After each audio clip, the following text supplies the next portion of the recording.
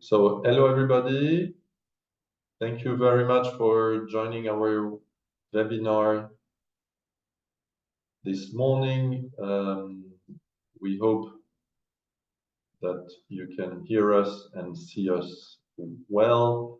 We are very pleased today to have a webinar dedicated to the reconstruction of Ukraine, and in particular focus on the European financial assistance to Ukraine that has been announced and widely discussed in the newspapers. We are going to today, during this session, going to go more into the details of the financial assistance program of 50 billion over 24-27. So in order to do that, we are very pleased to have two guests today with us today. We have first Gabriel Blanc, who is the team leader for Ukraine reconstruction at the European Commission, DG NEAR. And he's going to be making a presentation of the mechanism of the pillars on which this assistance is based and how the assistance will be shared. And then we are going to have a second keynote speaker in the person of Volodymyr Kuzio. Volodymyr was the Deputy Minister of Economy of Ukraine, and he coordinates in his function the development of recommendation and implementation of state investment policy. So Volodymyr is going to give us the insight in with regard to the pillar of how this will coordinate and with the Ukrainian government. So thank you both for being with us. Thank you all the participants for being with us today. We are, as you know, at the French Chamber of Commerce, we have a wide series of activities, of wide networking activities, of activities relating to the presence of the French business in Ukraine. We have been present in Ukraine since 1994. We have 160 members, and we represent about 95% of the French business present in Ukraine. In these difficult times for Ukraine, we have decided to create a committee dedicated to the reconstruction of Ukraine, as was said and presented in Paris by the President Macron. The reconstruction starts today with the need to support financially Ukraine and to start reconstruction of what has been already destroyed, and it will continue over the next years after the war ends. So we are here to share the knowledge, to share the information with the members, with the people interested in the reconstruction of Ukraine and support of Ukraine. Today, this webinar is part of the activities that we have, that we are pleased to share with the largest public possible. We are very pleased today for this webinar because we have had more than 120 registrations for the webinar, and thus showing the interest of companies and to continue and support Ukraine. So we are very pleased. We thank everybody for being with us today. And I think I will now leave the floor first to Gabriel Blanc, who will be able to make a short or presentation of the European assistance program, and he will give us more details into it, and then we'll be able to ask a few questions about it. So, Gabriel, the floor is yours. Thank you very much. Thank you very much, Bertrand, for this introduction. Very glad to participate today. And hello, Volodymyr. It's very good to be again at the joint event together. Dear colleagues, I will start by stating the obvious, which is true as well for the Commission, and Bertrand already mentioned, is that the key role that we see for the private sector in Ukraine recovery and reconstruction, but also in its EU accession path. This is by attracting foreign investments, by raising trade relations. This is indeed by ensuring equity capital flow from Europe to Ukraine, that Ukraine will integrate progressively with the EU single market, and that actually the Ukrainian economy will become part of the European economy. So we are well aware of this, and this is a key objective of our Ukraine facility. This is the recently adopted regulation that will provide to Ukraine support from the European Union side until in the period 2024-2027. That I will walk you through a few slides. Maybe I'll try not to be too long, so some I will skip, and we can come back to this through questions and answers. But yes, so just maybe to mention the broader context in where we are today before entering into the details of the facility. You are well aware of the situation in Ukraine, obviously, and this is something that we fully acknowledge. We are building this facility in a situation that we know is volatile, so this is very important to be able to adjust to a fast-changing reality. We are also tackling a situation where the state budget is facing a lot of constraints due to the military spending. The amount of the damages is huge, and you have here on the slide the recent figures that were published in the rapid damage and needs assessment.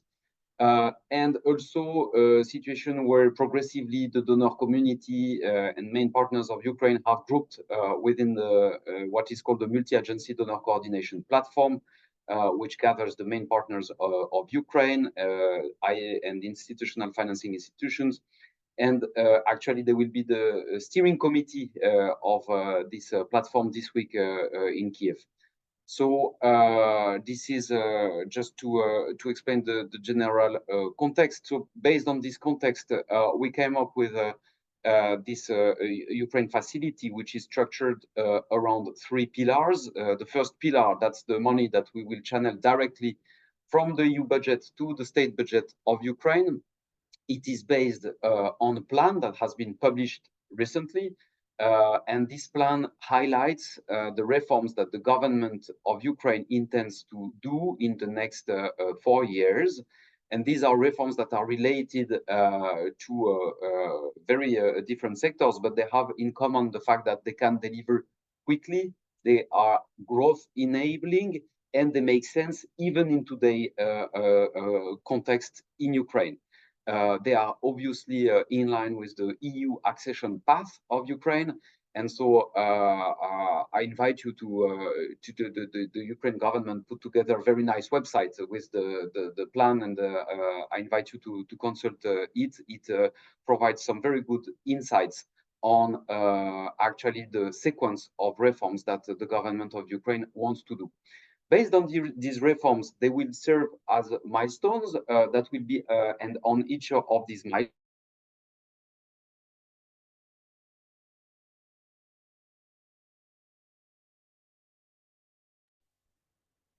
Gabriel, we seem to have lost the connection to Gabriel. Just give us a second to see how we can retrieve the connection.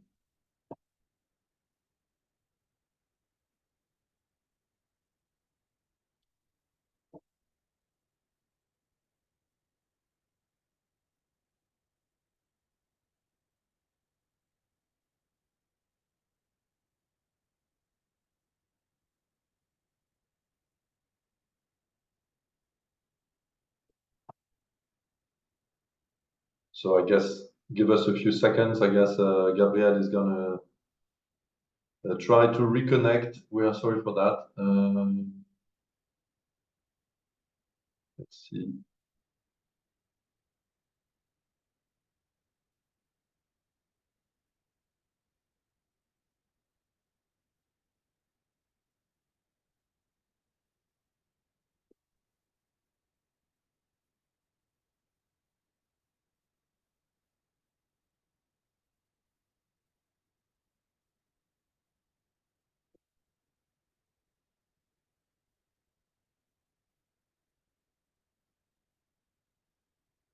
Maud, Diana, did you notify to Gabriel that we lost the connection and whether he's trying to reconnect?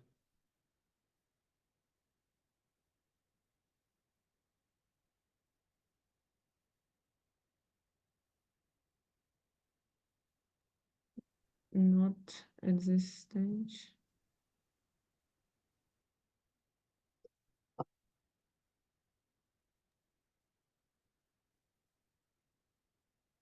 Yeah, we are like we are waiting for Gabriel, and of course I can just also provide from my side probably on the Ukraine investment framework in the second pillar, if you don't mind, just like to fill in Of this course, gap of course, until that'd be great. for Gabriel. So yeah, Ukraine facility will for sure contribute to the macroeconomic development of Ukraine because the funds will be used for both a way for the public investment management and the project in the state, the public investments projects itself, and for the private sector development. So the second pillar will be all dedicated for both, ways. And to stimulate, of course, the investments and provide technical assistance in the implementation of the programs, also for the businesses. Of course, the second pillar, actually aims for the reconstruction and modernization of Ukraine. It operates by providing the guarantees and the blended finance, I would say, in the mix of loans and European Union grants to support the implementation of the Ukraine plan, which envisaged 5 key priority sectors to be supported, from the international community, and we will be, as the government of Ukraine, also developing, starting from the energy sector, the logistics sector and the export logistics especially. Why? Because businesses do really need the sustainable connection for grids and for the electricity and the power, and of course the resolving of the bottlenecks and limitations on the export logistics. Also, agri-food sector and the special processing of agriculture, production, that will be for sure supported by us. And of course, other sectors like ICT, like manufacturing, will be also under the key priority for Ukraine down the road during the next 4 years. So I mean, this second pillar will be, of course, built on experience on the European Fund for Sustainable Development, which acronym EFSD Plus fund you might familiar with, of neighborhood investment facility. So I'm not sure that Gabriel is here or not. If not, I'll continue. On the investment framework, of course, we will facilitate the sustainable investment of the recovery efforts while ensuring alignment with strategic objectives and the international standards. So, which means that it would be areas of risk-sharing instruments, like risk-sharing facilities, through the Ukrainian banks, to the risk they're lending for the Ukrainian companies. So that, which means that between 50 and 80% of the loan, the Ukrainian banks would cover as the instead of the borrower and instead of providing hard collateral from the Ukrainian businesses.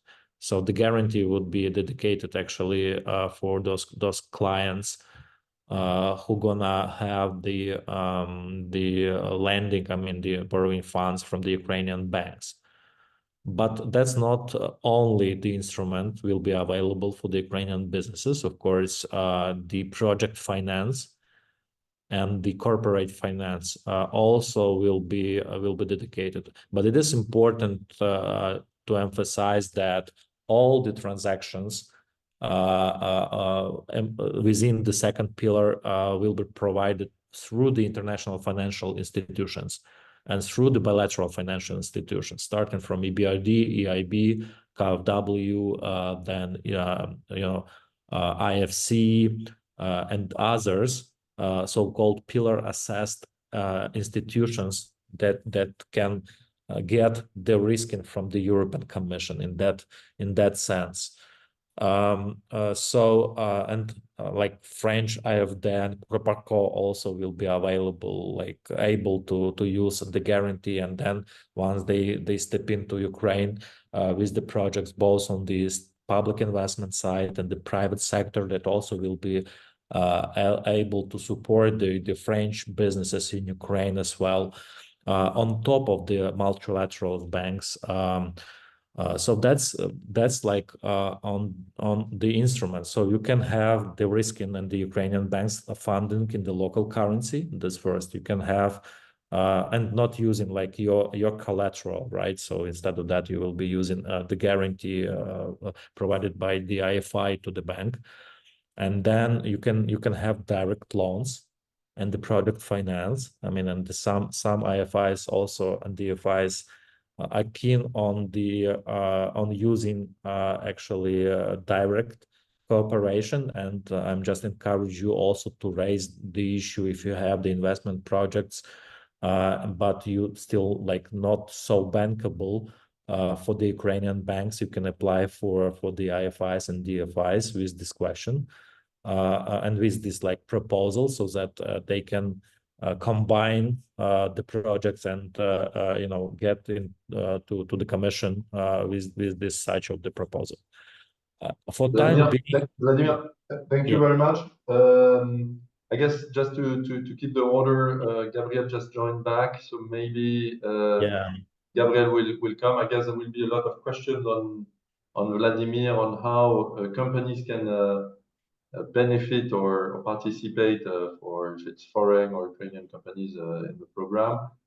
I think we'll get back to that. Maybe we give back the floor to Gabriel. Sorry again for the technical incident, but maybe Gabriel, just to follow on the presentation that you were making, if you could just continue. Thank you. So now I think Volodymyr, anyway, he knows as much as I do on Pillar 2, so of the Ukraine facility. So maybe he walked you. I mean, actually, I was speaking alone for some time. So I don't know where I got disconnected. If you can help me. Okay, because you didn't get where you got disconnected. No. So yes, you were starting on the Pillar 2. All right. Presentation. Okay. So I don't know if it's sharing my screen that created the disaster. Okay, I'll try again. I hope this time it will work. Maybe.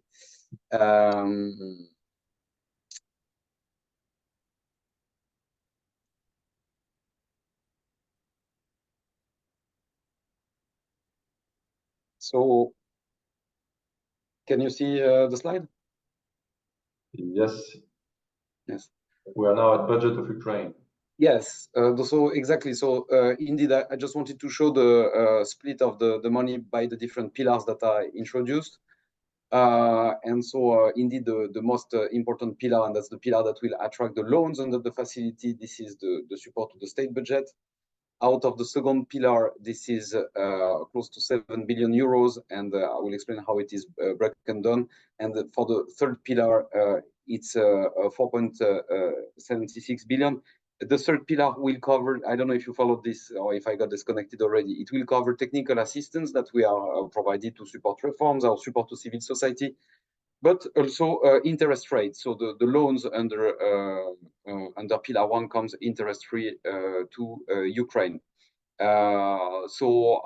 Once again, I don't know if I'm repeating myself. I hope not too much. Pillar 1, it's important for the business community because this is where actually reforms related to the business climate are, and so this is improving everything from investment policy, public procurement, about indeed bringing the necessary transparency to public investments, and so on and so forth. So important for companies, obviously. Pillar 2, this is de-risking financial instruments, how to actually attract investments to Ukraine. And Pillar 3 about technical assistance to support the reforms that I mentioned. Then in terms of indeed Pillar 2, so just a few basic information about how it will work. So the Ukraine investment framework builds on our experience that we have already deploying financial instruments in Ukraine. The money will be actually split between what we call blending. That's when we are combining investment grants with loans from IFIs, and with guarantees that are actually providing de-risking capacity to investors to Ukraine. The guarantee capacity that we have at our disposal is 7.8 billion euro. So it will actually allow covering investments both from the public and private sectors. The priorities are the ones that are stemming from the Ukraine plan that I mentioned already. And in terms of investments, I was listening to Volodymyr, who was already discussing it. So the whole Pillar 2 will be implemented by eligible financing institutions. So that are typically the development banks, but also indeed AFD or Proparco for France, but also the national promotional banks such as BPI and others that can potentially benefit from the Pillar 2 of the Ukraine facility. Voila. Then there are some specifics out of this Pillar 2. This is about a percentage that should be allocated to climate change or green transition related projects. There is also an amount which is penciled in for the European Investment Bank that will be worth 25% of the guarantee capacity of Pillar 2, and also specific attention which is paid to the role of SMEs, and therefore 15% minimum should be allocated to support them. In terms of governance of the Pillar 2, there is a board that will be chaired by the European Commission, where member states are represented, that will actually approve the operations under Pillar 2. Did I lose you again, or? No, we are here. Just the screen has got lost. Okay, so what should I do? Maybe.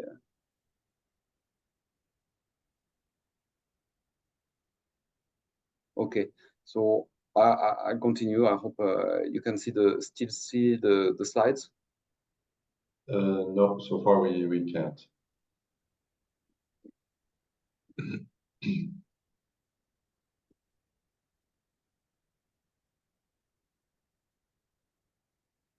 Well, anyway, I'll continue just to say that the first meeting of the steering board will take place next week, and it will actually adopt a number of operations, so-called top-up, because we decided that these Pillar 2 and investments are so much needed in Ukraine that we want to start quickly.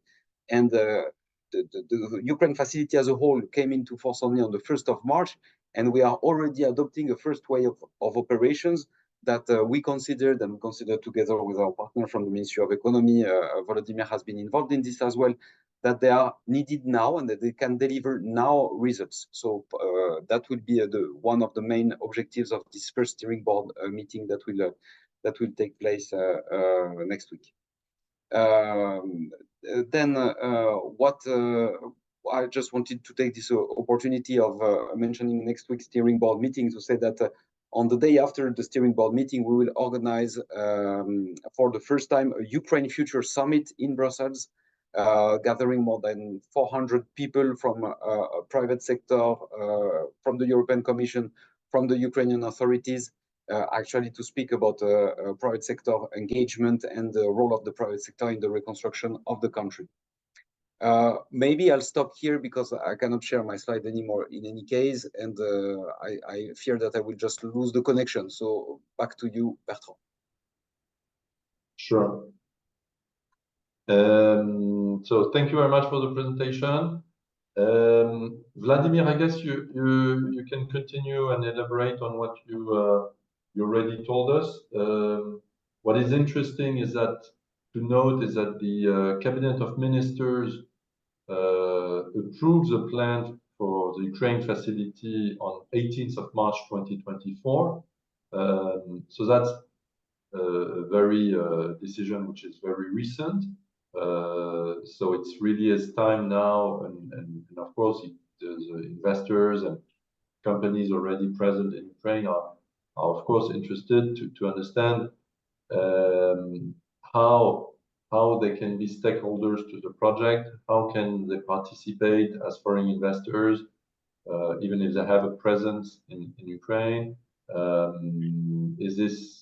How do you see the cooperation? Do you see a wide increase of PPPs, of private-public partnerships taking part in Ukraine?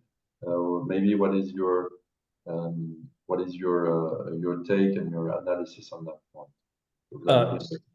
Yeah, thank you. So let's talk in the practical way for the attendance of the workshop. So how we can support businesses having the access to finance. So as I said before, there are several instruments that the CFO of the company or the CIO or the treasurer of the company can consider. The first, again, having the Ukrainian company, like registered company in Ukraine. The second pillar will unlock the local Ukrainian funding from the Ukrainian banks. So more than 10 Ukrainian banks would benefit, or even more, probably 20, would benefit from having the risk from the IFIs to do lending, midterm lending without any collateral or little collateral for the Ukrainian companies, like the group participants, right? So that's first. So the local Ukrainian banks will be on our side, of course, will be encouraging to do CapExes and the investment loans. So you can apply for the investment loans, not only for the working capital, as for time being, of course, the banks have less appetite to do lending, long-term lending on investments, rather prefer refinancing of the existing debt or the working capital. So I mean that's the first. And we as the government, of course, being like the observer for the steering board, we are able, and also participating in the technical assessment meetings for IFIs, we are able to provide our thoughts. And of course, the focus on the CapExes and on the investment loans is the main priority for us. Having this the strong impact on the Ukrainian economy, and especially on supporting the new investments and new projects for you. So the local, I would say, component is important because it's the funding on the local currency, right? Which we all keen on having this availability. Second, and some IFIs also apply for the project finance, especially on the energy and on the logistics side. So the private companies also might raise this issue towards the IFIs with the question. So look, guys, we have several projects that needs, for instance, hundreds of millions of dollars or euros. We have own capacity to fund 30 or 40%. Please, let's collaborate and consider engagement of the DFIs on the direct project finance. again, because of the not enough like capacity for the Ukrainian banks, eligibility criteria, and the like bankability of the projects. Of course, the pricing it's like the another talk, but in general, Pillar 2 also will provide the risking for financial institutions to do project finance in the priority sector. And the sector, third is like the corporate finance for sure. I'm not talking about the refinancing, because we as the government won't use the guarantee of the European Commission for supporting refinancing deals, which is understandable, I suppose. But instead, it's like depending on the origination of the investments, it might be like even either project finance or the corporate finance.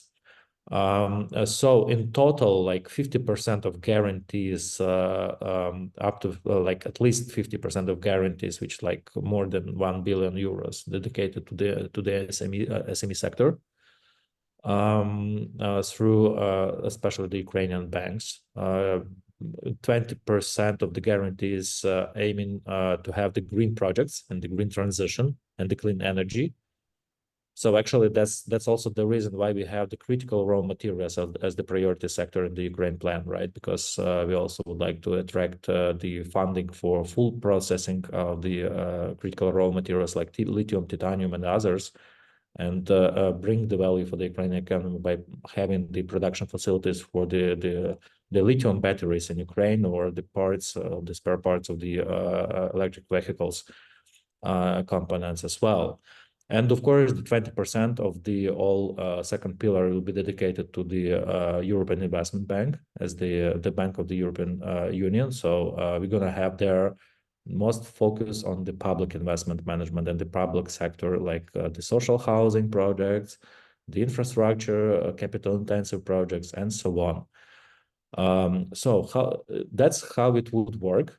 Now we have the first stage, and as Gabriel mentioned, the top-up procedures. So we are providing, like the Commission, providing the guarantees for the existing projects in Ukraine for the IFIs, like EBRD, like EIB, IFC, KAV, and others. And then, and that's mostly dedicated to the private sector. For project finance, for corporate finance, and for the financial intermediaries and so-called partner financial institutions in Ukraine. Why? Because it's important also to have the experience on the ground, right, on the risk assessment, on the other stuff. So that's the first bunch. And the second that we're going to have in the upcoming months is the call for proposals and, for the second phase. And the government also will be playing the role of the observer, and we will be providing also our input to IFIs, what we see that really needs for the businesses. So you can also contact with us and provide your lights, constraints and limitations on the access to finance, especially. So we will be also informed well, and also support the having this overall understanding of the landscape and the bottlenecks you have. We're going to advocate it also within this second phase.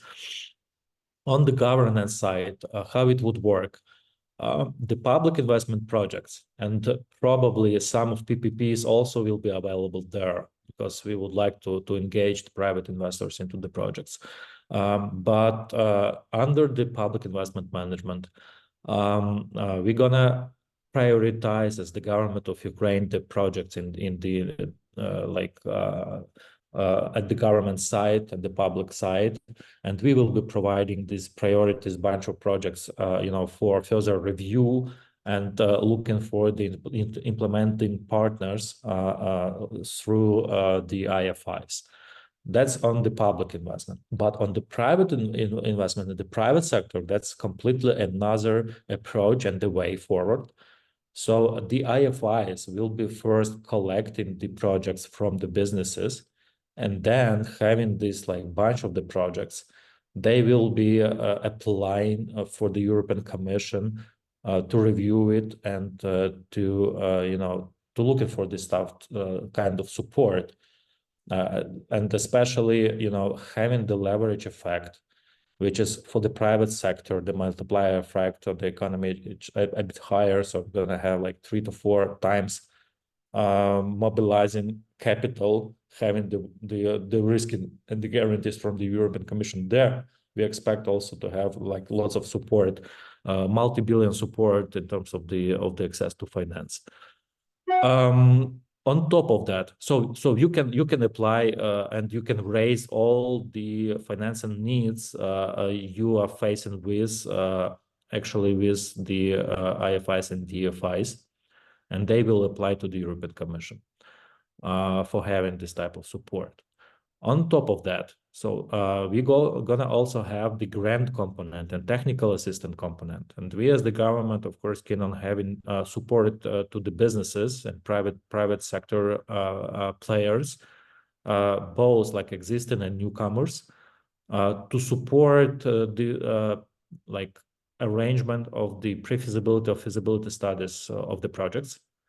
And of course, the technical assistance might be provided through the European Commission, and IFIs will be able to get the funding for actually financing the feasibility studies, and for the grant component as well. So I mean, again, for like arranging these compatible, I would say, projects in Ukraine. So you can also contact to IFIs with this request. So how you can get the access to finance, which kind of the technical assistance you might have from them, and what you can have in terms of the grants. So I mean, that's how the governance would look like. Of course, I mean, I'm very thankful for and grateful for the Commission, and especially for the Ukraine desk and the engineer team. And because we have very strong, I mean, counterparts and the team there. So, and I'm very thankful to Gabriel, to Pierre, and to the team of the engineer, because they also provide the very strong support for the businesses, and you know, in terms of having the effect. So we are looking for the economic effect in terms of these new capexes, but also in terms of the regional distribution. So we expect to have projects of IFIs even in closer to the front line, of course, because of the support of IDPs, returnees, the relocated businesses, but also we need to have the dedicated support to the in the eastern Ukraine and the central Ukraine as well, because there are lots of businesses we need to support there. So that's also our request to the IFIs, to have projects not solely in the Western Ukraine, right, but to have this well distribution, and of course to support the IDPs and the relocated businesses as well. So I probably stop in here. We can have the discussion a bit here, and afterwards I'm available. So if you have any like thoughts and the comments, please get in contact, and we are collecting actually the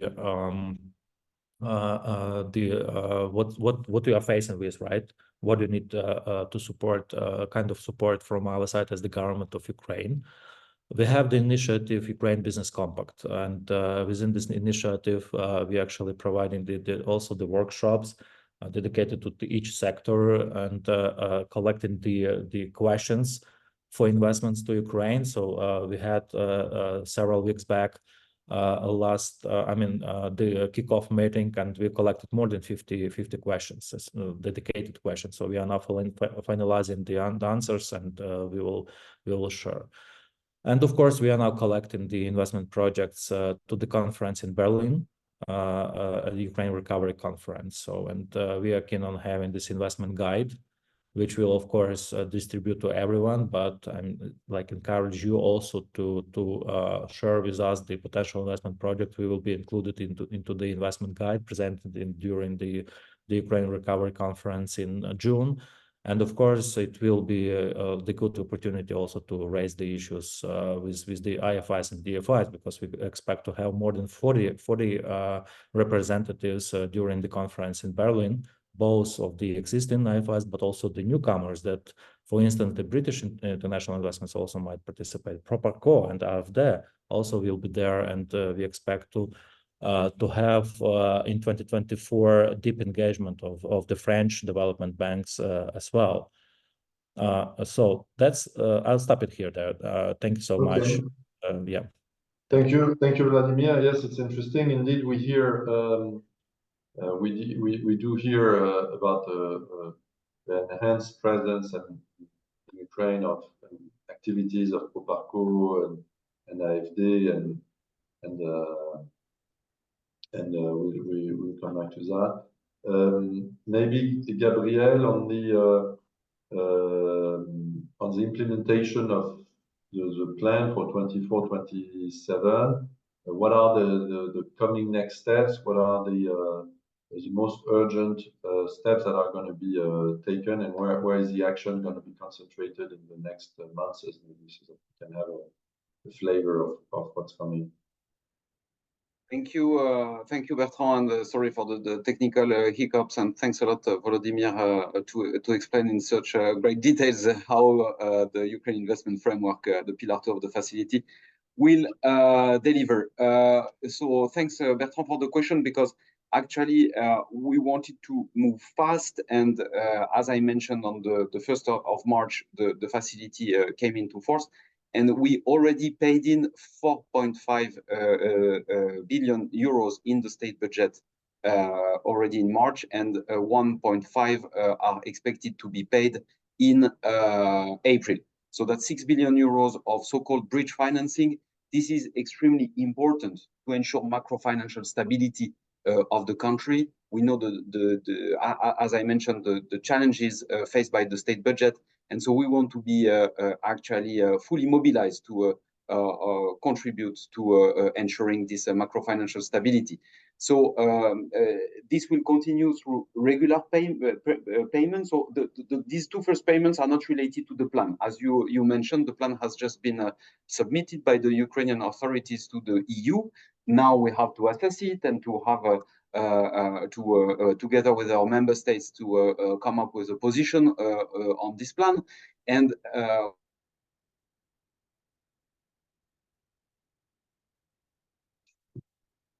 we seem to have another difficulty with Gabriel connecting. So we understand that part of the money has been there, part of the plan is being currently assessed. Vladimir, maybe to come back to you, in terms of, so you say most of the assistance will be channeled through the IFIs, through the banks, the commercial banks. So basically, we understand that commercial banks will receive guarantees from the state to make loans to SMEs. So basically, it will be the commercial banks, kind of like the program that is working with EBRD currently, where the banks received guarantees and then do extend loans to SMEs in Ukraine. On the side of the Ukrainian government, does the Ukrainian government will it set up a new agency, or will the current agencies like Ukraine Invest and others continue to play and being the contact person for the funds from the EU? How will it work on that? Yeah, in fact, it will be the combination of the instruments. You're absolutely right. So that's about the guarantee. So the first, the Europe Commission would provide, is going to provide the guarantee for the IFIs, DFIs, and then one of the projects and the instruments, it will be guarantees for the Ukrainian banks. Why it is important for the Ukrainian banks? Because first, it's like decreasing the risk-weighted assets. So the Ukrainian bank can provide more funding, not using own capital and own equity. So who is like familiar with the capital adequacy ratio? I mean, the Ukrainian banks won't like use own capital by providing additional loans and for the customers, as well as for the risk assessment. So you having the guarantee from the IFIs, it's much more easier like to get the positive approval for lending the more risky projects in more risky regions, and for the SMEs and for the micro businesses as well, but for mid cap also. So when we are talking about the funding, I expect that maximum amount from the Ukrainian bank using the Pillar 2 will be up to 5 million euros. So the half of the amount, or the 80% of the amount, would be de-risked or would be covered by the IFI. The rest, of course, the companies would need to provide some sort of the collateral. But that's something, I mean, tangible. I'm not saying that it's like the mid to large companies, right? But at least that's the mid-size companies might use this instrument as well. And we, as the government of Ukraine, also will be like providing our thoughts on the cost of the funding, because that's another part, the more important part of the access to finance, right?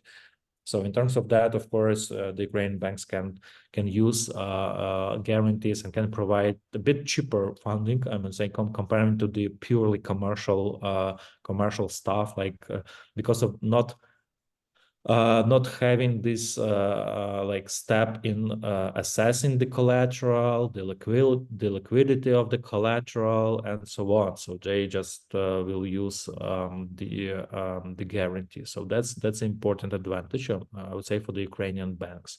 In terms of the promotion agency, of course, we are keen on building one-stop shop for investors, not having different initiatives and fragmentation. So as the Ministry of Economy point that we will be, and the government of Ukraine, we will be building up the one-stop shop investment promotion agency with the enough capacity and the capability to support investors. So of course we need to collect all the limited resources from donors, from the IFIs, side, and from the government side, to build up the one-stop shop, to have the sectoral investment managers dedicated to each of the investor to support them. So we expect that in the midterm, we will be in 2024 we will do like this strong, capable agency for serving investors. I would say in that way, if I may. Thank you. Okay, thank you, Gabriel. You were saying that already 6 million have been disbursed. New disbursements are coming. What are the specific sectors, or what is the amounts and that are coming, and what priorities are going to be financed shortly? Thank you, Bertrand. So what I mentioned regarding the 4.5 plus 1.5 billion euros relates to the money that is transferred to the state budget of Ukraine. And so this is fungible. No? This is becoming part of the resources of the state. What the government has to do is to implement reforms and to actually do some specific investments that are related to the indicators reflected in the plan. For the time being, most of the money, therefore, and most of the indicators are reform related and not investment related, due to the what I mentioned, due to the fact that there are such needs in the budget. So progressively there will be more investments coming, and as I mentioned already, this is also in relation with municipalities, to provide to municipalities means for them to be able to invest in their recovery, repair, and reconstruction process. Voilà, but that will come later. And there is a phasing, understanding that investments can come when actually there is the fiscal space. Voilà. So what we are working at the moment is to ensure that actually all the mechanisms that will be needed to ensure public investment in the reconstruction will be in place. And when fiscal space will be there, that will be possible to channel the money in a manner which is transparent, accountable, and allow fair competition, and also attract foreign bidders to public tenders. So this is what we are working on with our partners in the government at the moment. And so I think that in the short term, as Volodymyr explained, really, let's consider that the pillar 2 of the facility is its investment arm, that most of the investments will come from there. And this is for us extremely important to ensure that private companies are able to access the benefit of the pillar 2 of the facility through international financing institutions. So now we are launching it. But we would really welcome to have regular engagement with you to make sure that actually after you trying to get access to the Ukraine investment framework and your interaction with IFIs to understand better what you can do and how you can benefit from de-risking mechanism, but also from investment grants, how does it work? And are we up to the challenge of what the Pillar 2 has been designed for, which is to attract new private investments to Ukraine? Yeah, if I may, Sure. yeah, just also reading the chat and the questions. So just to clarify on the DFIs, because the question is like, what's the expected time frame for allocation the guarantees of 2 DFIs? We had a mixed reaction from one DFI and the mid-March. We cannot finance banks. Yes, because that's not obvious that each of the DFI will provide the guarantees and the risk for the banks. So that's the option. So some IFIs like IFC, like EBRD, like EIB will be providing for the banks the risk, right? But there are some DFIs that are keen on and having like in their mandate, the project finance. Like for instance, I will provide one example that one of the DFI gonna arrange the blending finance with one of the governments. So they 50 to 50% will be providing the direct funding for the project finance, project finance in Ukraine and in the energy and the logistics and agri-food. Supporting the companies directly without the banking sector in Ukraine. So it depends. So it might be both projects. But again, the blending finance is also available for project under the second pillar.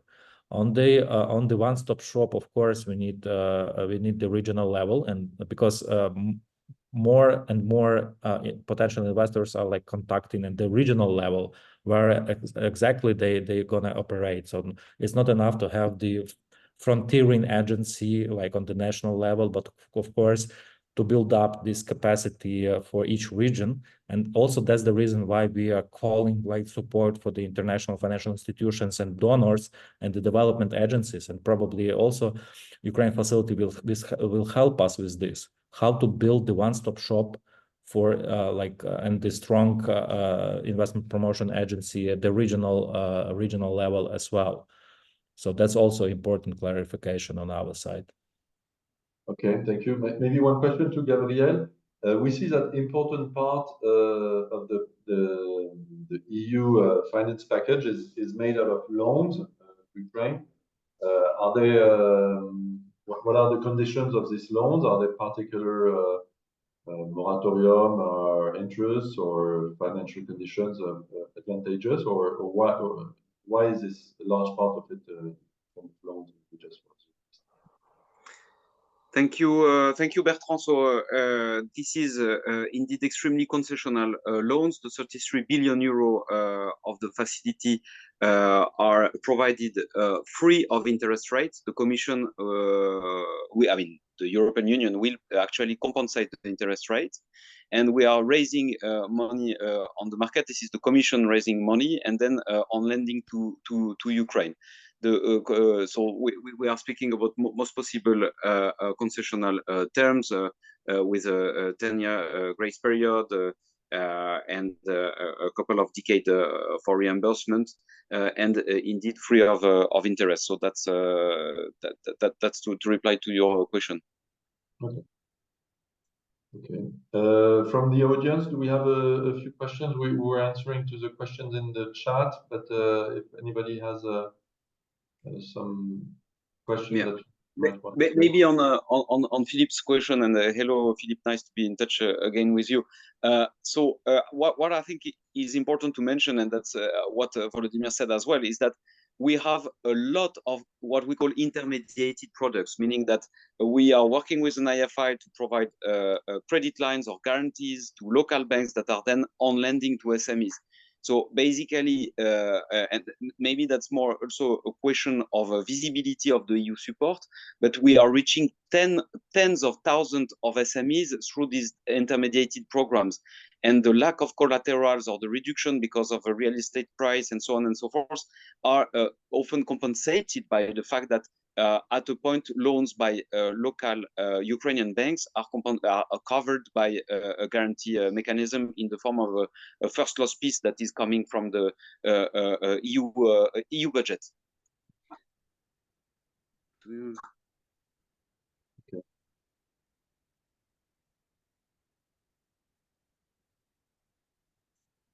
In terms of just Bertrand, just one comment from a local bank, because we consider us at Crédit Agricole as a local bank. So we already experienced some risk sharing agreement with EBRD, with IFC. The first step was to refinance, as you say, Volodymyr. This was the starting point to refinance, especially the farmers during the crop season, where there needs of course, financing. Now we are in the second phase for SME, which is to provide CapEx financing, small CapEx financing to buy machinery, equipment, especially again for the agriculture. And this is starting, this is working with EBRD and IFC. And we are now in the process of discussion for again, a risk-sharing agreement. We don't need liquidity. The funding is, as you know, in Ukraine, really available. So it's more a risk-sharing agreement for mid-cap. So this is now the next step that we would like to organize with our partners, IFI. Voilà, so it's actually working. It's not something that it's working. We want to develop this. It takes some time because discussion with international financial institution is pretty long process. But okay, but when it's signed, it works. And so voilà, so we are building up the system to really support now the capex financing. Yeah, so basically what we see is that for SMEs, most of the help or most of the assistance will come through the commercial banks, extending loans to projects, to SMEs that come with a project rather than a direct contact with the state. Yes, if I may, Bertrand, in addition to loans, actually, we also have some facilities that are providing what we call cashback. Meaning that if an investment is done in a particularly difficult areas to actually procure equipment that are compliant with EU standards, there can be an element of cashback, 5%, 10%, 20%. Absolutely. And this is something which is, I think, worth mentioning. It makes it very interesting for SMEs to invest, and also it contributes actually to bringing EU standards to Ukraine, this cashback feature. So I wanted to mention it as well. Thank you. Yeah, what I would like also to add that we are like in cooperation with the Kiel School of Economics now working on the, I would say, the guide on the Pillar 2. So we're gonna also provide you with the Ukrainian businesses more technical information, how to apply through the Ukrainian banks, how to deal with the Pillar 2 and so on. So we are now developing actually this non-paper. And of course, with the support of the European Commission and the colleagues from the GNIR, we will then also present it to you. But again, that's what we would like to deliver is like more practical tools and instruments. So we will be like sharing this information down the road. One more question from Philip, I see on the industrial parks. Thank you so much for this question. Of course, that's about the SMEs. Industrial parks in Ukraine, provide the incentives for the SMEs, the residents of the industrial parks there, like the exemption of the tax, other like obvious payments for the state budget for the first 5 years there, and of course the funding will be available for the residents of the parks, industrial parks as well. Yeah, thank you for this. I have to go, unfortunately, for another meeting and the call. Yeah, if you can like collect all the questions and provide to us, it will be also as the policy for us as the policy maker to have the feedback after the today's call. So I would encourage everyone presenting here also to submit the question or just to impressions after the call with us. Thank you for that. Yeah, thank you so much, Volodymyr. I think we're looking forward to see the roadmap for companies to understand to whom they should address to if they have projects, and depending on the region of the type of the project and how it will be in practice, because this is really it's a question we have from a lot of people to say, but okay, I have a project, but to whom shall I ask? Basically, shall I go to the commercial bank? Yeah. Shall I go to the institution? Who will be my counterparty, and who will be interested to hear what I have to do? That's an important question we have, so we're looking at that. Just one like last but not least a remark on my side, that it's the demand driven. So not just waiting for what exactly you need, like what you can propose as the commission, as the IFI and this government, but just raise your like needs towards us, and we will be working on that, how to consolidate it and how to create the products with the IFIs on our side. So I strongly encourage you to think in that way. Thank you. Okay, thank you, Volodymyr. Thank you. And if I may as well mention exactly the same, we are actually engaged in a relation with the international financing institutions. And we are also mentioning what we would like to see. So for us, it's very important to hear from the business community what are the types of products that are needed, so we can reflect in when we will define the parameters of our call for proposals for IFIs. So we make sure we have the right parameters, and they put on the market the products that will be helpful for you to increase your business activity in Ukraine. Thank you very much. Okay, thank you. Thank you, Volodymyr. Thank you, Gabriel. I just want to make sure we don't have any outstanding questions. And we have Katerina saying, I don't know if you have a question, but so then if all is done, what we suggest is we will collect on our side from the participants the impressions, the questions that they may have, and we'll circulate a paper, and we'll keep in touch with Volodymyr and Gabriel for the concrete implementation and how it can benefit for investors looking to new projects in Ukraine. So thank you both so much. Thank you to all the participants for being there today, and so please contact Diana or contact Maud or me if you have anything you want to share, and we'll collect the information and make sure it's relayed to the authorities. Thank you very much. Thank you. Thank you, Bertrand. Thank you all. Goodbye. Thank you. See you. Thank you. Bye-bye. Bye bye. Thank you.